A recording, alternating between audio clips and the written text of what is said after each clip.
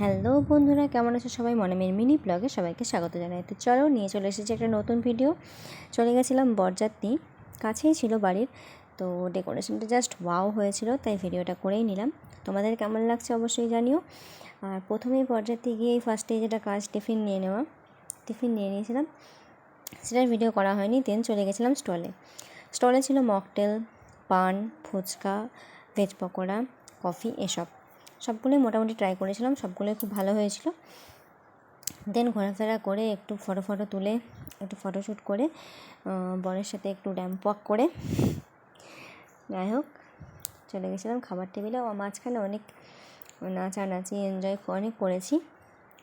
সব তো video capture করা সম্ভব নয়, তাই সম্ভব হয়নি। যতটা করতে পেরেছি ততটাই তোমাদের সাথে শেয়ার করলাম। চলো এবার মেনুটা দেখে নাও ঝটপট। Mineral water, salad sauce, fish fry, baby naan, dal makhani, কেশর পোলাও, চিলি পনির, সাদা ভাত, পটল চিংড়ি, মটন, মাছ, ছানার ডালনা, চাটনি, পাঁপড়, রাজভোগ, সরপুরিয়া, আইসক্রিম, পান ছিল স্টলে। তো পুরো খুব সুন্দর মেনু হয়েছিল, আর প্রত্যেকটা জিনিসও খুব সুন্দর খেতে হয়েছিল। আমি কোনো ক্যাটারিংয়ের প্রমোশন দিচ্ছি না, সত্যি ভালো হয়েছিল রান্না, আর ক্যাটারিং সার্ভিসও ভালোই ছিল।